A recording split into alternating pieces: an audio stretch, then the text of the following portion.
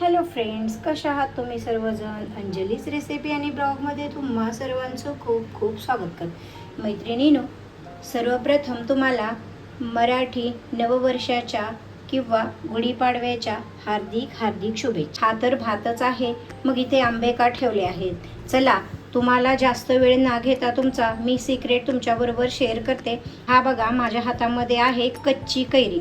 या कच्ची कैरीपासून आज आपण एक ट्रेडिशनल डिश बनवणार आहेत, जे म्हणजेच की तेलंगणामध्ये किंवा आंध्र प्रदेशमध्ये हा गुढीपाडव्याच्या दिवशी स्पेशल डिश आहे ही. चला तर मग, कच्च्या कैरीचा भात, यालाच మామిడికాయ పులిహోర असं सुद्धा म्हणतात. అందరికీ ఉగాది శుభాకాంక్షలు. రండి వీడియోలోకి వెళ్ళిపోదాం.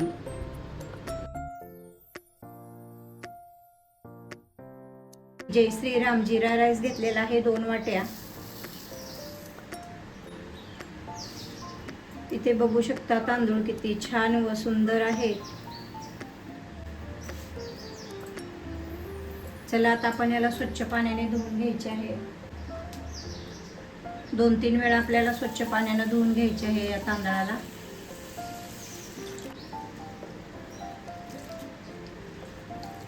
सुपर क्वालिटी जय श्रीराम आहे हा.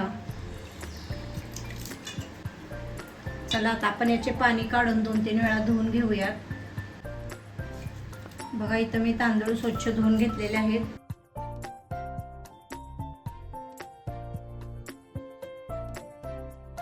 तांदूळ भिजत ठेवायचा आहे आपल्याला अर्धा तास भिजवल्यामुळे भात खूप सुंदर तयार होतो. चला, आता आपण याला अर्ध्या तासानंतर शिजवून घेणार आहोत. 2 वाट्या तांदूळ घेतले होते, तर त्याच वाटीने मी आता 4 वाटी पाणी घेत आहे.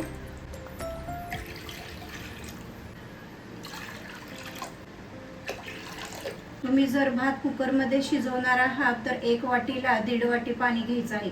म्हणजे 1 वाटी तांदूळ घेतले तर तुम्ही 1.5 वाटी पाणी घालायचं आहे कुकरमध्ये शिजवत असाल तरच. आणि जर तुम्ही भांड्यात शिजवत असाल तर 1 वाटीला 2 वाट्या पाणी, म्हणजे मी आता 2 वाट्या तांदूळ घेतलेले आहेत, त्याच्यासाठी मी 4 वाट्या पाणी घेतलेलं आहे. म्हणजे भात एकदम सुंदर शिजतो. आता आपण बघूया, तांदूळ सुद्धा 20 मिनिटं झालेले आहे.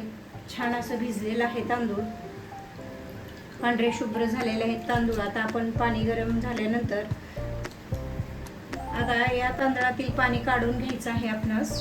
तर भात शिजवण्यासाठी ठेवलेलं 4 वाट्या पाणी गरम झालेलं आहे. आता आपण या गरम पाण्यामध्ये चवीनुसार नमक घालायचं आहे. मोठं मीठ घातलेलं आहे मी. 20 मिनिटं भिजलेलं तांदूळ आता आपण उकळत्या पाण्यात घालणार आहोत. ठेवायचे नाही. अशा प्रकारे भात शिजवल्याने खूप छान प्रकारे शिजतो. तांदळाला छान अशी उकळी येत आहे. आपण जरासं ढवळून घ्यायचं आहे. 1 चमचा त्याच्यामध्ये तेल सोडायचं आहे. हा वरती जो फेस आलेला आहे ते तुम्ही काढून घ्यायचा आहे. चला, आता भात शिजू द्या.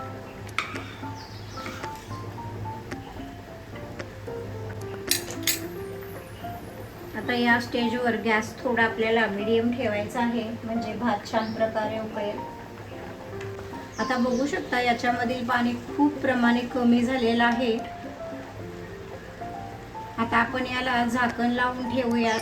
तेवढ्या पाण्यामध्ये आपला भात छान असा शिजून जाईल. चला, आता मी झाकण लावते आणि गॅस एकदम स्लोवर ठेवून देते. आपल्याला 10 मिनिटं शिजू द्यायचं आहे. चला, तर 10 मिनिटं झालेले आहेत. आता बघूया, आपण भात चेक करूया की शिजलाय की नाही. वाव,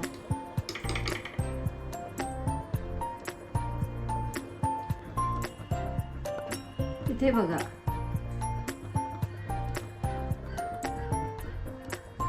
छान असा शिजलेला आहे.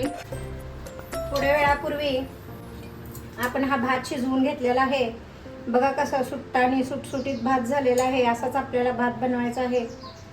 ही मी एक कैरी घेतलेली आहे. आता या कैरीची साल काढून घेऊयात आपण.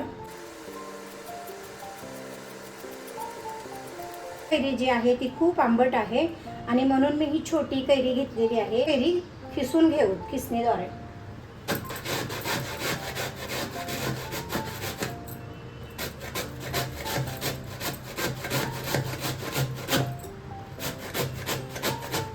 ही आंबट कैरीची 1 वाटीचा खीस भरपूर होतो. आणि जर आंबट कमी असेल तर तुम्ही 1.5 किंवा 2 वाट्या सुद्धा कैरीचा किस घालू शकता. चला तर आता आपण याचं पुढचं प्रोसेस पाहूयात.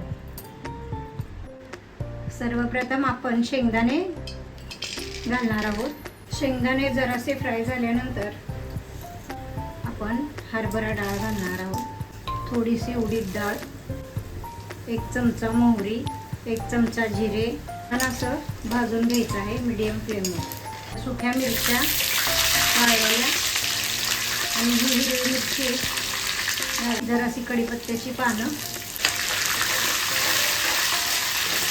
आणि आता फायनली आपण मेन इन्ग्रेडियंट घालणार आहे, जेच म्हणजे कच्च्या कैरीचा किसलेली पीस. हळद घालायची आहे. आता चवीनुसार नमक घालणार आहे. आता छान असं मिश्रण भाजून झालेलं आहे. शिजवून घेतलेला भात आहे तो घालणार आहेत. थोडा थोडा करून घालायचा आहे. गॅस एकदम मंद आचेवरती ठेवायचा आहे. आता भात तयार आहे. सर्विंग बाउल मध्ये काढून घेऊयात.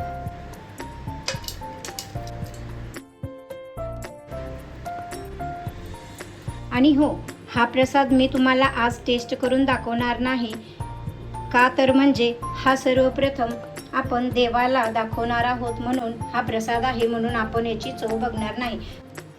चला तर मैत्रिणींनो, हा व्हिडिओ तुम्हाला कसा वाटला?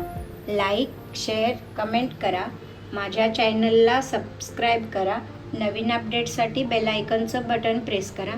याने काय होईल, जसे मी नवनवे व्हिडिओज तुम्हाला टाकेन तसतसे तुम्ही सर्वांच्या अगोदर माझे व्हिडिओ पाहचाल आणि आपल्या घरातील सर्वांना बनवून घालून ते खुश करचाल. खा आणि खात राहा. असेच नववर्ष तुम्हाला सुखसमृद्धीचे जावे. चला तर धन्यवाद. Thanks for watching.